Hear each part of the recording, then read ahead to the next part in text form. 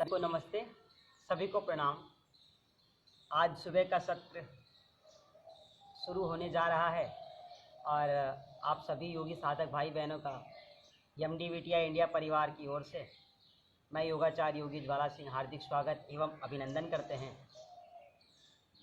सभी लोगों को पता है कि योग व्यक्ति के जीवन में क्यों जरूरी है।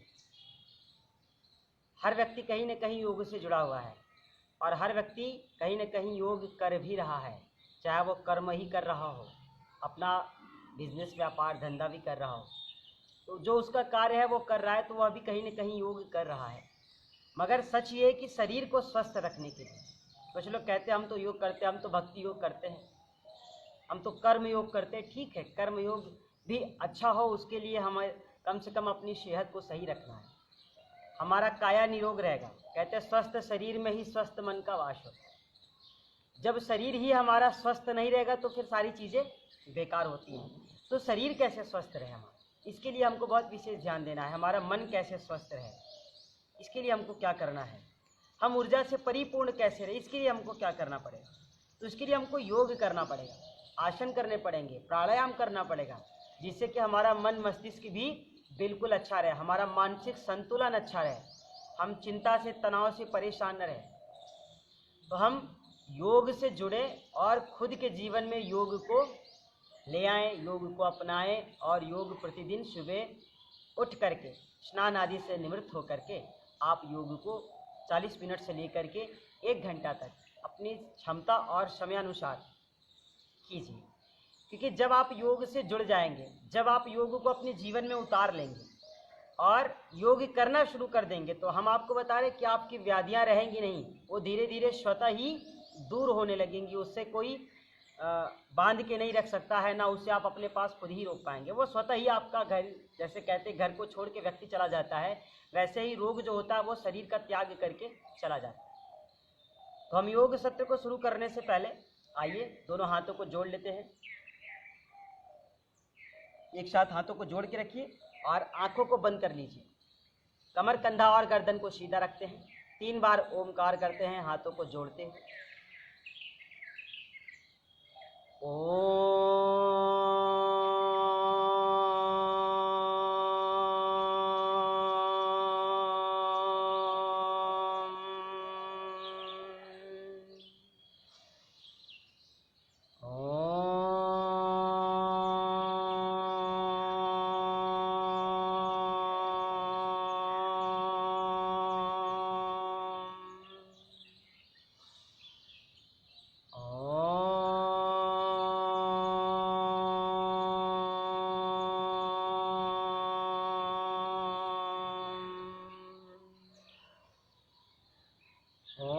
भूर्भुवस्सुः तत्सवितुर्वरेण्यं भर्गो देवस्य धीमहि धियो यो नः प्रचोदयात्। ओम शांति शांति शांति। दोनों हाथों को जोड़ते हुए अपनी ईश को नमन कीजिए और तो ध्यान देना है हमें। आज योग सत्र को शुरू करने से पहले हम आपको बता देना चाहते हैं कि आज जो हम लोग योगाभ्यास करेंगे, हमारे समाज में तमाम ऐसे लोग हैं जो जिनके बाल ही झड़ गए हैं, जिनका बाल बहुत टूटता है, हेयर फॉल से वो बहुत परेशान रहते हैं। कुछ लोगों का बाल तो कम उम्र में भी बिल्कुल सफ़ेद हो जाता है। तो आजकल बच्चों के भी आप देखेंगे कई बच्चे ऐसे होते हैं जिनके बीच बीच के जो बाल होते हैं वो बिल्कुल सफ़ेद होते हैं और कम उम्र में ही उनके बाल पक जाते हैं। वो लोग क्या करेंगे, ऐसी बहुत सी हमारी माताएं बहनें जिनका बाल बहुत ही ज़्यादा झड़ता है, बाल उनके बहुत पतले हैं, बाल उनका बहुत टूटता है। वो लोग क्या करेंगे, बाल से आज सब लोग परेशान हैं। क्यों परेशान है, इसका क्या कारण है, आखिर हमारा बाल क्यों झड़ता है, हमारे बाल जल्दी क्यों सफ़ेद हो जाते हैं, हमारे बाल बहुत पतले क्यों हो जाते हैं, क्यों घने हमारे बाल नहीं रहते हैं। और हम ऐसा कौन सा योगाभ्यास करें, हम ऐसा कौन सा प्राणायाम करें, ऐसे कौन से आसन करें जिससे कि हमारी ये बालों की समस्या दूर हो जाए। कम उम्र में व्यक्ति गंजा हो जा रहा है, पूरे उसके सर का बाल ही गायब हो जाता है। ऐसा क्या करें कि कम से कम हमारा बाल ही बचा रहे। आजकल बहुत समस्या आ गई है, हर किसी का बाल झड़ रहा है, टूट रहा है। आप देख रहे होंगे ऐसे बहुत से लोग हैं जिनकी शादी ब्याह में भी बहुत दिक्कतें आती है। जो लोग आगे से किसी किसी का पूरा बाल गायब हो जाता है, किसी किसी के बीच का पूरा एरिया ही गायब हो जाता है, बिल्कुल चट्टान जैसी हो जाती है। तो वो इस स्थिति में क्या करेंगे? आपका बाल क्यों झड़ रहा है इसको जानना सबसे पहले ज़रूरी है। आप ज़्यादा चिंता करते, आप ज़्यादा तनाव में रहते, आप सोचते ज़्यादा हैं। आप सोचना कम कर दीजिए, आप चिंता को कम कर दीजिए, पहली चीज़। दूसरा, आप जिस आसन से हमें लाभ हो बाल के लिए, जिस प्राणायाम से हमारे बाल के लिए फ़ायदा हो, उस आसन को हम करें, उस प्राणायाम को करें और अपनी हेयर फॉल होने से रोकें। तो आइए उसी के लिए हम लोग चलेंगे। जो सबसे पहला तरीका है बड़ा सरल है, और योग सत्र को शुरू करने से पहले हम आप सभी का यमडी बिटिया इंडिया परिवार की ओर से, योगाचार्य ज्वाला सिंह की ओर से आप सभी के हृदय की अनंत गहराइयों को, परमात्मा को प्रणाम करते हैं और फिर आगे की ओर चलते हैं। तो देखिए, जो सबसे सरल तरीका है कि बाल हमारा झड़े नहीं, बाल हमारा टूटे नहीं, बाल हमारा बिल्कुल काला रहे, इसके लिए क्या करना है? हम कुछ नहीं करते। बालायाम योगा, दोनों हाथों को आगे लाइए, आप नाखून से नाखून को ऐसे रगड़िए, ये इस तरीके से आप रोज करेंगे। देखिए, जिनका बाल झड़ता हो, बाल टूट रहा है, बाल बहुत सफ़ेद हो जा रहा है कम उम्र में, वो लोग इसको रोज करेंगे। कुछ लोगों को डैंड्रफ वगैरह भी बहुत ज़्यादा होता है, रूसी इतना ज़्यादा होता है कि वो भी परेशान रहते हैं। ध्यान दीजिए, कारण क्या है, हम लोग क्यों, आप लोग इसको करते रहिए, ध्यान से सुनते रहिए, कम से कम 5 मिनट अभी कर लीजिए। जिनका बाल झड़ रहा हो, बाल टूट रहा हो, बाल पकता हो, तो आप इसको हमेशा कर सकते हैं। कोशिश कीजिए कि हमेशा का मतलब यह नहीं है कि आप इसे दिन भर रगड़ते रहिए और पूरे नाखून को ख़त्म कर दीजिए। ध्यान देना है, कुछ लोग ऐसे दिन भर रगड़ते रहते हैं, दिन भर रगड़ते रहते हैं, तो उनको इससे भी बचना है। आप इसे कम से कम सुबह में 5 मिनट अवश्य किया करें, हो सके तो शाम को कर लीजिए, और 5 मिनट से ज़्यादा भी कर सकते हैं आप इसको। तो 5 से 10 मिनट तक हम इसको सुबह और शाम किया करेंगे। अब ध्यान दीजिए, कुछ लोग क्या करते हैं, हम तो ऐसे करके एक हाथ को आगे पीछे कर रहे हैं, कुछ लोग क्या करते हैं, ऐसे ऐसे ऐसे ऐसे करते हैं, ये इस तरीके से। तो इस तरीके से करने पे कोई बहुत विशेष लाभ नहीं होता। ये आप क्या कर रहे हैं, इस तरीके से आपका ये जो नेल है, आपस में नेल से नेल स्पर्श भी नहीं होता है। हमें क्या करना है, सही तरीके से करना है। जो हमारा वीडियो, जो हमारी मेथड है, वो बिल्कुल ठीक होने चाहिए। तो हम क्या करेंगे, बहुत आसान तरीके से, और इसे कम से कम घड़ी से देख करके आप 5 मिनट से लेकर के 10 मिनट तक करना शुरू कर दीजिए। देखिए, आपके बाल झड़ेंगे नहीं, आपके बाल टूटेंगे नहीं, आपके जो बाल है वो बिल्कुल घने रहेंगे, काले रहेंगे। आपको ना उसके लिए कोई डाई यूज़ करनी है और ना कोई कलर मेट वगैरह लगाना है। तो आप इनसे बचिए, क्योंकि ये ही घातक है हमारे नेचुरल बालों के लिए। तो ये तो पहला हो गया बालयाम योग, बालायाम योग, इसको हमें रोज करना है। दूसरा क्या होता है, ये बहुत सरल है, ये सब कर सकते हैं। दूसरा हम चलेंगे आसनों की ओर। तो आपको बता दें, कहते हैं सभी आसनों का राजा जो है वो शीर्षासन है।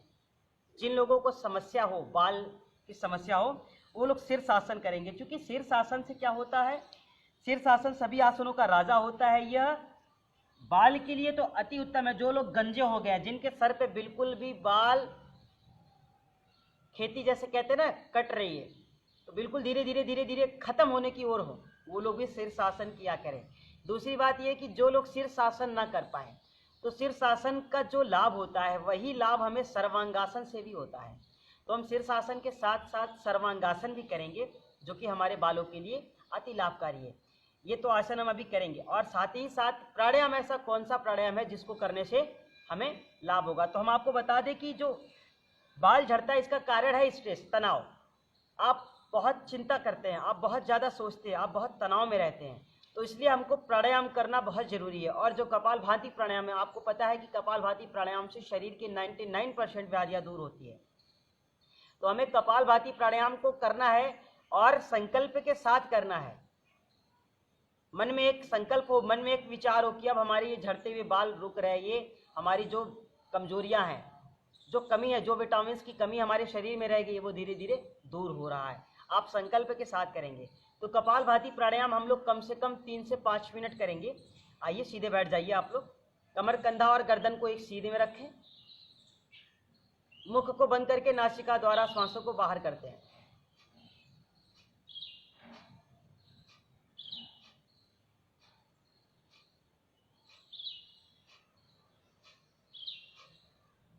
लगातार करते हैं। आप करते रहिए और ध्यान से सुनते रहिए। कपालभाति प्राणायाम कहते हैं जिस प्राणायाम को करने से मुखमंडल पे उस तेज कांति आभा चमक की वृद्धि हो जाए, चमक आ जाए चेहरे पे, उस प्राणायाम का नाम है कपालभाति। जब हम कपालभाति प्राणायाम करते हैं तो हमारी जो भी चिंता है, जो भी स्ट्रेस है, वो क्या होती है? दूर होती है। तो जैसे ही हमारा चिंता, हमारा तनाव दूर होता है, धीरे धीरे हमारा मानसिक संतुलन अच्छा होता है, मानसिक स्थिति अच्छी होती है, फिर हमें उस प्राणायाम का कई गुना ज़्यादा लाभ होता है। और दूसरी बात यह कि जब हमारा मानसिक संतुलन ठीक होता है तो सारी चीज़ें बिल्कुल सुचारू रूप से चलती रहती है। तो इसलिए कपालभाति प्राणायाम जो है वो अति आवश्यक है। आप लोग कम से कम 5 मिनट से लेकर के इसे 10 से 15 मिनट कपालभाति प्राणायाम किया करेंगे। एक तो ये हो गया हमारा कपालभाति। दूसरा क्या करना है, जिनका बाल झड़ता हो ध्यान दीजिए, आप लोग आंवला का सेवन कीजिए। अगर आप चाहते कि आपके बाल बिल्कुल काले रहें, आपके बाल बिल्कुल मोटे हो, टूटे नहीं, झड़े नहीं, तो इसके लिए आप लोग सर्वप्रथम एक बात का विशेष ध्यान रखिए कि आपको आंवला का सेवन करना अति आवश्यक है। क्यों? क्योंकि आंवला अमृत फल होता है। आंवला ही एक ऐसी औषधि है, आंवला को आप गला दीजिए, सड़ा दीजिए, कहीं छोड़ दीजिए, 3 टपट पे कहीं छोड़ दीजिए उसको 4 महीने 6 महीने तक। फिर उसके बाद उसको उठा के लाइए और पीस करके उसका चूर्ण बना लीजिए और फिर चूर्ण का सेवन कीजिए। तो उसका जो अर्क होता है, जो उसका गुण होता है, वह कभी खत्म नहीं होता या उसका गुण कम नहीं होता है।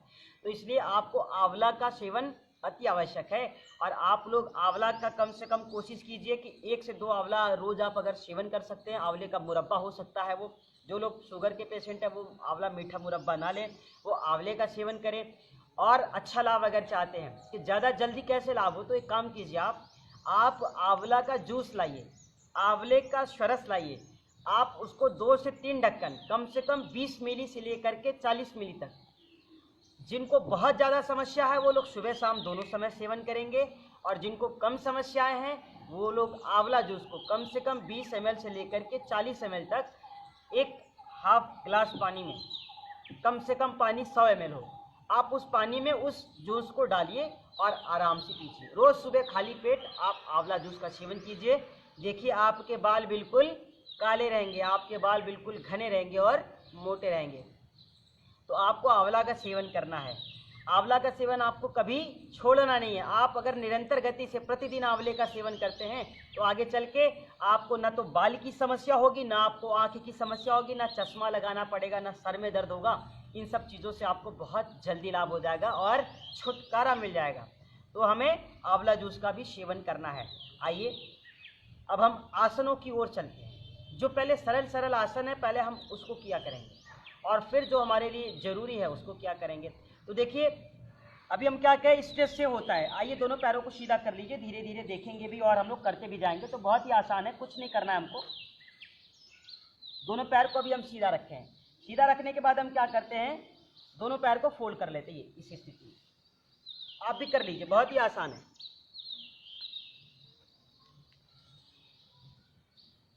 आराम से बैठ गए। अब हमारा जो तनाव है वो कैसे कम होगा, हमारा स्ट्रेस जो है वो कम कैसे होगा, हमारे अंदर बहुत नकारात्मकता है तो कम कैसी होगी। तो उसके लिए क्या करना है, पहले उसका इलाज करना है। जब उसका इलाज होगा तो ये अपने आप बाल का धीरे धीरे इलाज होगा। पहले आप अपने तनाव को कम कीजिए, क्योंकि आप सोचते ज़्यादा है ना, चिंता बहुत ज़्यादा करते, इसलिए आपका बाल झड़ता है जल्दी, पक जाता है जल्दी। कहते बहुत ज़्यादा चिंता करेंगे तो बहुत जल्दी बाल सफ़ेद होगा, सफ़ेद हो जाएगा तो फिर आप उसके भागीदार बन। आइए जो पहला आसन है हमको करना है शशांक आसन। देखिए कंसंट्रेशन बढ़ाने के लिए, एकाग्रता बढ़ाने के लिए रैबिट पोज आपको बहुत ही आसान तरीके से करना है। कुछ नहीं करना है, हम दोनों पैरों को वज्रासन की स्थिति में लगा के बैठे हैं और सांसों को भरते हुए हम धीरे धीरे हाथों को खोलते हुए पीछे ले जाते हैं। ध्यान दीजिए, जिन लोगों का बाल झड़ता हो, क्यों झड़ता है कारण जानिए। सांसों को बाहर कीजिए, धीरे धीरे दोनों हाथों को आगे लाइए, जितना आगे ले जा सके ले जाइए और अपनी फोरहेड को, मस्तक को आप जमीन से लगाएं। थोड़ा देर आप रुके,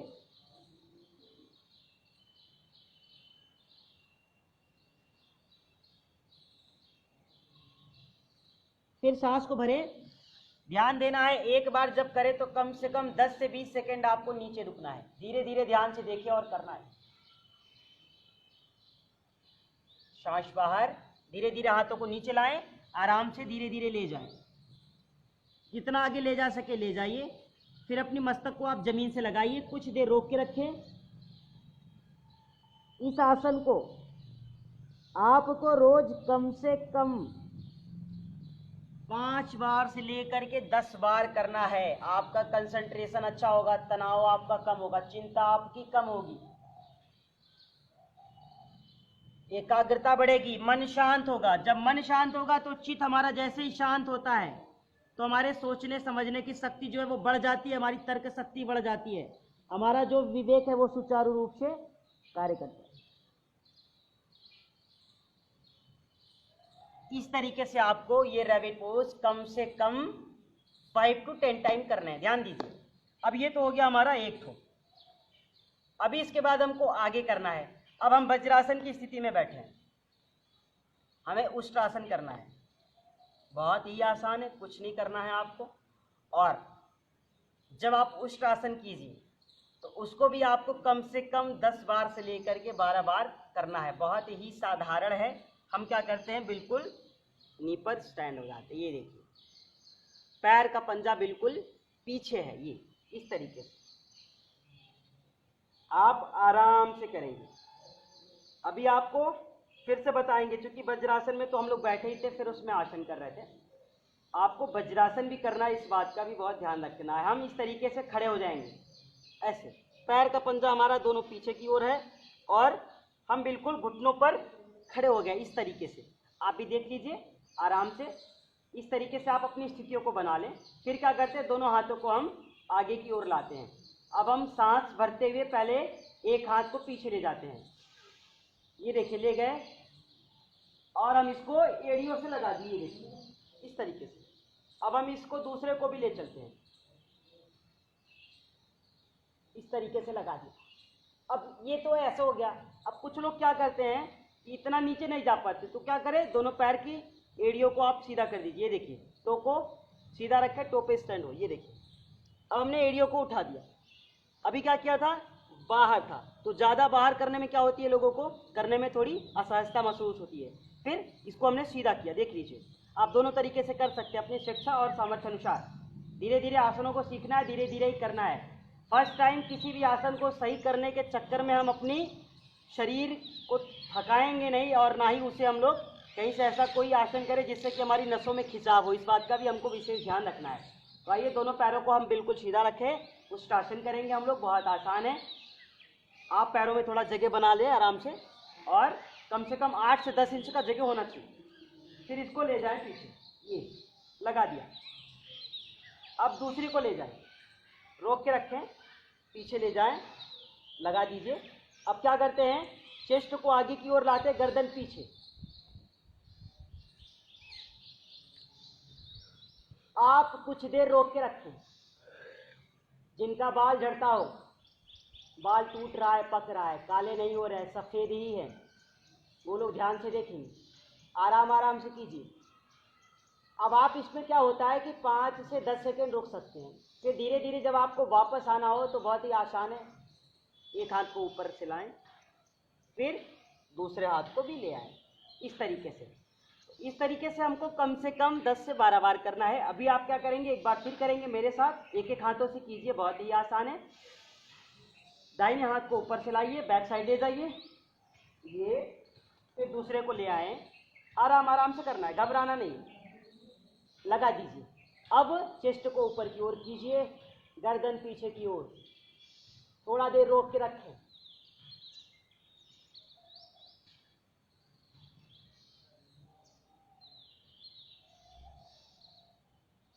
कुछ देर रोक के रखें, कम से कम 5 से 10 सेकेंड आप रुकें, फिर धीरे धीरे वापस। ये तो हो गया एक एक हाथों से। अभी हम लोगों ने एक एक हाथ को पीछे ले गए और धीरे धीरे किया। अब क्या करना है, इसको दोनों हाथ को एक साथ आपको ले जाना है, तो ध्यान देना है। अच्छा, कुछ लोग क्या करते हैं, ज़्यादा देर तक अगर इस स्थिति में रहते हैं तो उनको घुटनों में दर्द होने लगता है। तो अगर ऐसी स्थिति है तो हम क्या करेंगे, थोड़ा देर के लिए बिल्कुल रिलैक्स हो जाएंगे और फिर से शुरू करेंगे। आइए दोनों हाथों को एक साथ ले चलते हैं, दोनों हाथ को सामने रखिए, बहुत आसान है। एक बार फिर से उष्ट्रासन, दोनों हाथ सांस भरते हुए आप ऊपर उठाएं, आराम आराम से पीछे ले जाएं, लगा दीजिए। रोक के रखना है, कुछ देर आप शांत रहें। ये गर्दन को बिल्कुल नीचे रखें, थोड़ा देर आप इसे रोक के रखें और फिर दोनों हाथों को आप धीरे धीरे वापस लाएं। तो आप अपनी क्षमता अनुसार पहले एक एक हाथ से फिर दोनों हाथ से करेंगे, और जिनका वेट वगैरह बहुत ज़्यादा रहा करे वो लोग एक एक हाथ से ही करें तो ज़्यादा अच्छा है। एक बार फिर कीजिए। और जो ऐसे नहीं ले जा पा रहे, ध्यान देना, जो लोग ऐसे नहीं ले जा पा रहे, कुछ लोग होते हैं जो नहीं ले जा पाते हैं, तो क्या करें, वो आराम से ऐसे हाथ यहीं से भी पीछे कर सकते हैं, क्योंकि उनको स्ट्रासन करना है। ठीक है, पूरे मेथड उनके सही नहीं है, मगर धीरे धीरे वो शुरू करें। तो क्या करें, वो धीरे धीरे हाथों को यहीं से पीछे ले जा सकते हैं आराम से करने के लिए। और एक बार फिर कीजिए, आइए सही से दोनों हाथ से एक बार कीजिए।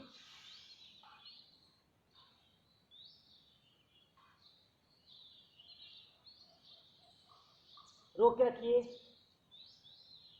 दोनों तरीके से आप कर सकते हैं। पंजों को आप बाहर की ओर भी करके कर सकते हैं, ध्यान दीजिए। वापस धीरे धीरे आ जाए, फिर रुकेंगे और वज्रासन की स्थिति में बैठ जाते हैं। तो देखिए, यह है वज्रासन की स्थिति। आपको वज्रासन की स्थिति में भी कम से कम 5 मिनट बैठना है। देखिए, ये आसन ऐसा आसन है कि हम भोजन करने के बाद करते हैं, मगर जब हमको अपने बालों के लिए हम कोई एक विशेष पैकेज कर रहे हैं, रोगानुसार योग कर रहे हैं, बाल झड़ रहा है, टूट रहा है, पक रहा है, इसके लिए अगर हम योग कर रहे हैं तो हमको ध्यान देना है कि हमको वज्रासन भी करना है। क्यों? क्योंकि जब हम वज्रासन करते हैं तो ध्यान दीजिए, वज्रासन करने से क्या होता है, हमारे जो पेट का सिस्टम है वो सिस्टमेटिक होता है। पेट की जो हमारी कब्ज वगैरह है, जो उदर विकार है, जो एसिडिटी है, ये सब क्या होती है, धीरे धीरे ठीक होती है। और जब ये सब चीज़ें ठीक होती है तो हम क्या करते हैं कि हमारा जैसे पेट स्वस्थ होता है, कहते हैं आधे से ज़्यादा व्याधियाँ जो होती है पेट से होती हैं। तो जैसे ही हमारा धीरे धीरे पेट अच्छा होने लगता है तो हमको लाभ करता है, तब हमारा धीरे धीरे जो भी समस्याएं हैं वो क्या होता है, कम होता है। तो आपको क्या करना है कि कम से कम रोज 5 मिनट वज्रासन में भी बैठना है। इसलिए नहीं कि वज्रासन में बैठने से केवल खाने का पाचन होता है, यह हमारे हेयर फॉल के लिए भी बहुत ही जरूरी आसन है। तो ये रहा हमारा वज्रासन। आप दोनों हाथों को बिल्कुल सीधा करके इस तरीके से कम 5 मिनट बैठे रहेंगे। आप इसमें सीधे बैठ करके सांसों को ले सकते हैं और छोड़ सकते हैं। आपके सांसों की गति बिल्कुल सामान्य रहेगी। आंखों को आप बंद कर लीजिए थोड़ी देर के लिए, बिल्कुल ध्यान में। आप कुछ देर रुकें, इस तरीके से भी किया जा सकता है। दूसरा क्या है, आप आंखों को खोल करके बिल्कुल सीधे कम से कम 5 मिनट आप वज्रासना की स्थिति बनाकर बैठें। ये तो ये रहा हमारा वज्रासन। अब इसी में हम आसनों को चेंज करेंगे। जैसे ही वज्रासन करते हैं फिर हम इसमें आगे चलेंगे, अधोमुखासन। तो अधोमुखासन जो होता है वो भी हमारे बाल के लिए बहुत ही अच्छा है, क्योंकि हम वज्रासन में बैठे हैं, हम क्या करते हैं अपनी स्थितियों को चेंज कर लेते हैं। ये अधोमुखासन और अधोमुख शवासन दोनों अलग अलग है, ध्यान देना है। अधोमुख शवासन अलग हो गया, अधोमुखासन अलग है। हम क्या करते हैं, दोनों हाथों को आगे लाते हैं, ये इस स्थिति में पहले आते हैं। देखिए, अभी हम वज्रासन में बैठे हैं, हमको अधोमुखासन की ओर चलना है, जो हमारे बाल के लिए बहुत ही ज़्यादा जरूरी है। हम वज्रासन की स्थिति में बैठे हैं।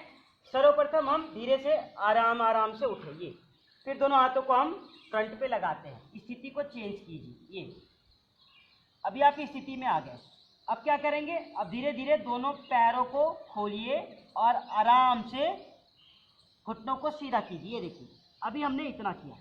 अब इसको करने के बाद कुछ लोग इतना ही कर पा रहे तो उतना ही करें। दूसरा क्या करते हैं कि हम हाथों को आगे रखते हैं, गर्दन को नीचे लाते हैं।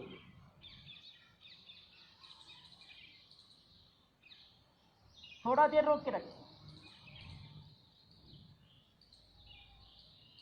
वापस फिर सीधे हो जाएं और घुटनों को नीचे लगाएं, आराम से बैठ जाएं।